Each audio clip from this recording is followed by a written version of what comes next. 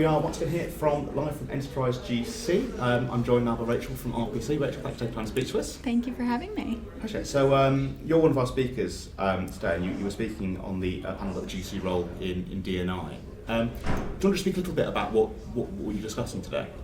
Yeah, sure. So I was joined by one of the partners at RPC from the Employment Equalities Engagement team, as well as a GC from Virgin Media O2 and a GC from Jefferies International. And we were really just talking about, the importance of DEI, kind of what it means, why it's here to stay, and then sort of how GCs, can really get really involved in moving the dial around D&I, how they can kind of engage with the topic and some practical things that they can kind of take away. Great, and I suppose in terms of those practical things, what I suppose maybe 2 or 3 kind of key points that you were discussed, that you brought up, other people within the session brought up along those lines? I think probably the first point is just to sort of the point that Kelly made, which is, when is all this D&I stuff going to be done? Well, it's not. And, it's one of those things where I think, organizations are starting to really recognize that this is just as important as, making sure that you are complying with your financial targets or complying with your regulatory requirements. This is, culture at an organization is usually driven by,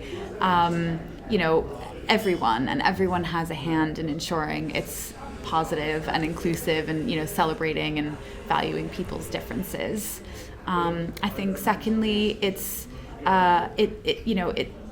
a big project. It's a change project, isn't it? And it requires senior leadership to really role model the behaviors that you want everyone else to buy into. And, it is tricky because everyone's busy and everyone's, probably got lots of other pressing deadlines and things on their desk. But, how do we really bed this in so that it's everyone's business and everyone feels free and willing to get involved in moving the needle on this. It's not just, certain underrepresented groups or just the people who feel a particular passion for a topic.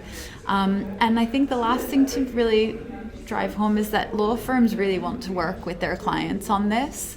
There's obviously looking at kind of the data and looking at the sort of the numbers that sit within law firms, and admittedly I think the legal sector has been quite slow in moving the needle in certain areas, but there is, I think, a huge shift now in terms of law firms recognizing that and really wanting to make positive change and actually really wanting to work with their clients and other organizations to sort of share know-how and best practice, and also kind of use each other to sort of push each other's objectives, forward, and sort of, get to a sort of point where some of these challenges have been addressed. Great. And finally, what are you hoping that other attendees will take from their time here at Enterprise GC? Oh, well, I hope they can, make some nice connections. It's been a great networking event. I've already met a number of really interesting people, sharing some kind of ideas. And I think as we all have just emerged out of 2 years of lockdown, just seeing where everyone is, kind of taking stock and, and sort of being able to kind of benchmark yourself, I guess, around, what's the latest. Great. Rachel, thanks very much for taking time to speak to us. Thanks for having me. Brilliant.